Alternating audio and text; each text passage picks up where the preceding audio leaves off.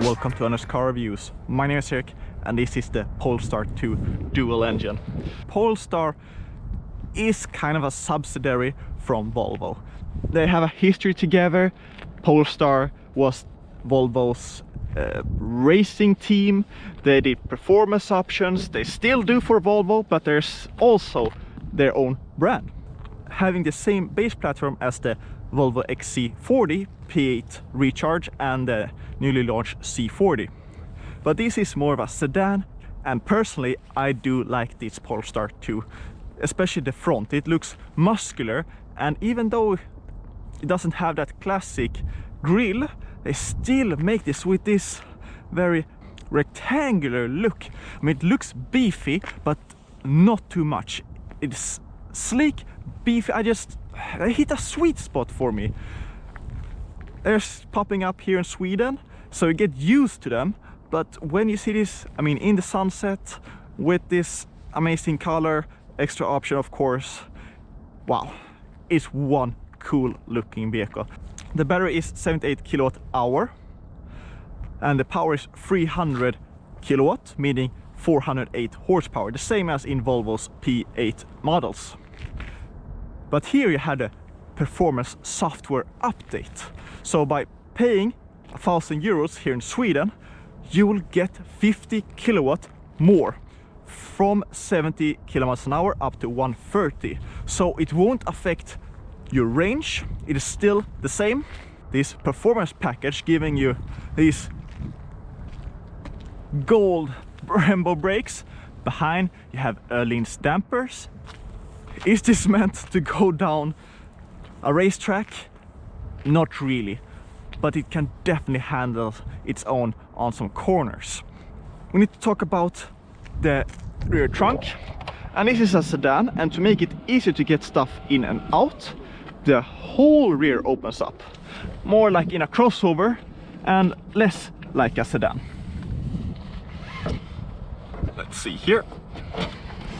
I mean, adequate. I don't like that they have this lip, but it's common with sedans, and you don't have that much loading space above this cover.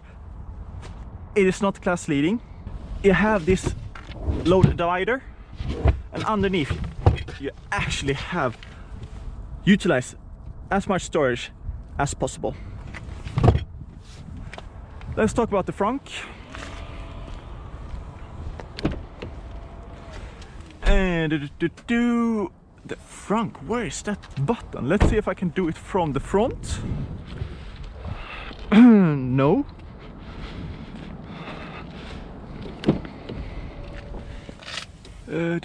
Here it is. Classic internal combustion engine latch. Not big by any means, but it's a clever area to store your charging cables. And I have some camera equipment, but I can move them. I love that they have these actual details. Looks quite premium. So the front seat here is in a really extreme position, but the edge here is a bit wider than some of the competitors, and I have a decent amount of foot space, but it feels rather cramped in here. You have a really high up seating position. My headspace is also very limited. I mean, it is a centimeter at best for me. It feels really cramped. Also on the sides, it's just a few centimeters. The panoramic sunroof goes all the way to the sides, gives a lot of natural light. Quite cramped in the rear actually. I was a bit surprised. You can charge maximum 150 kilowatts. To test this I went to 120 kilowatt. Had no other cars, it was in the evening. I even set the destination to that location to preheat the battery. I had about 50% of charge, and what did I get?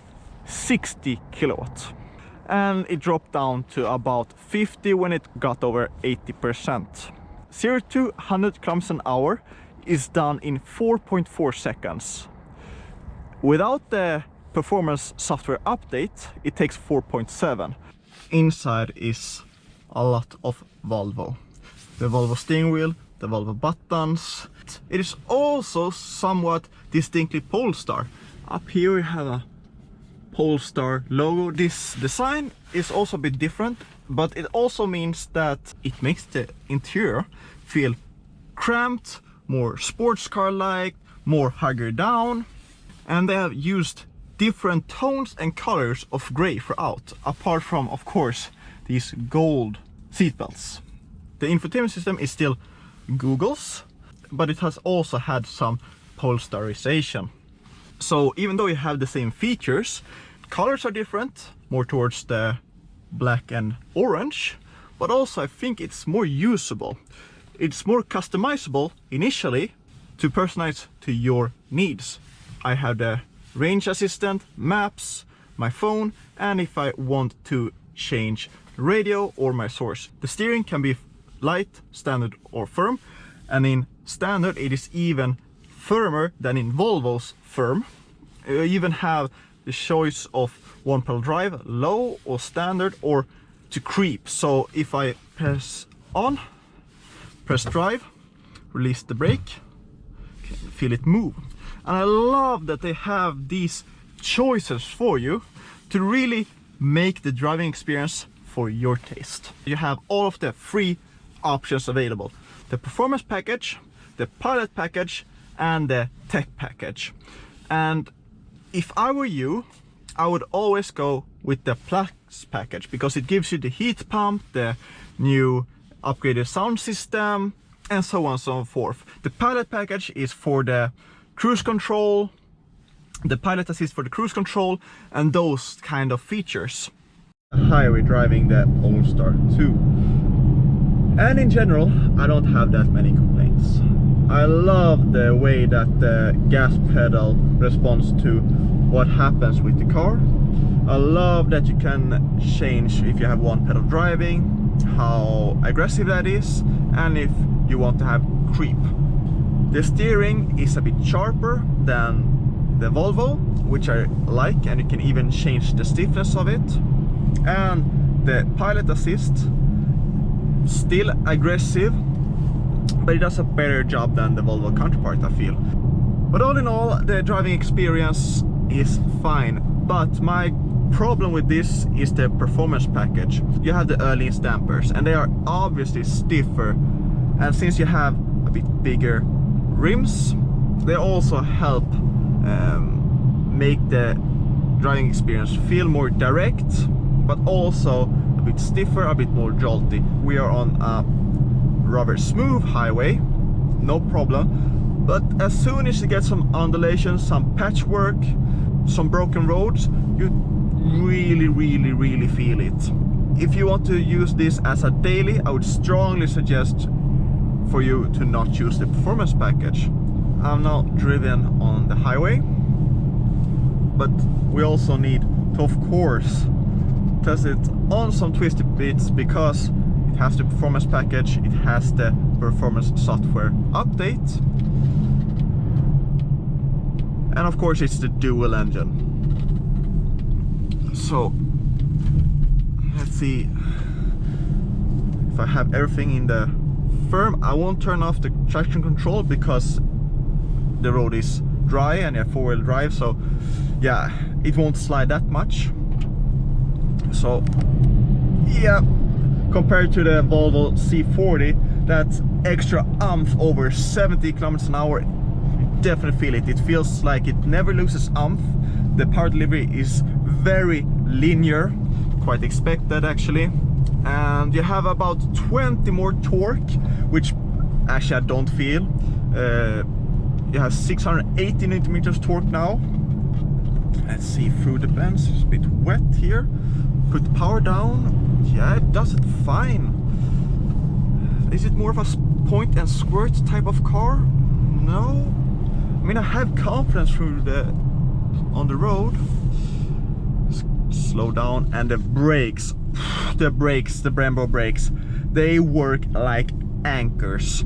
The limiting factor here is evidently the winter tires. You can feel the slip and them getting a bit soft. But let's see here.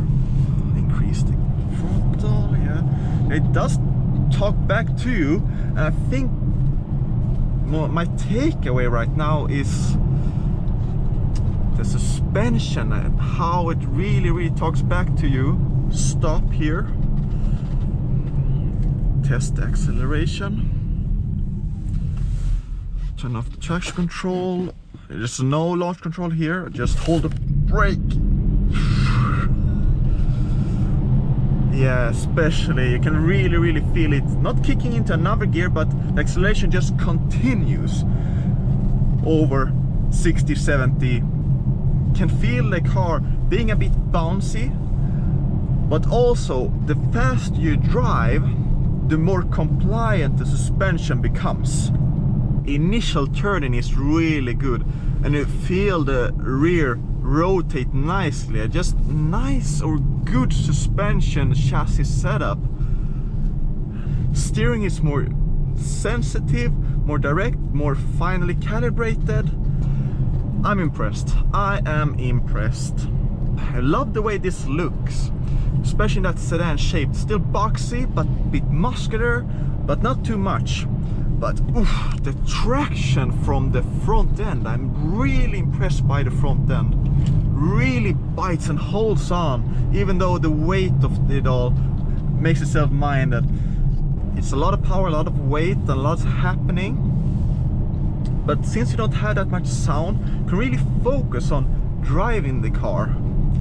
I like driving this car fast. It is so easy to drive it fast.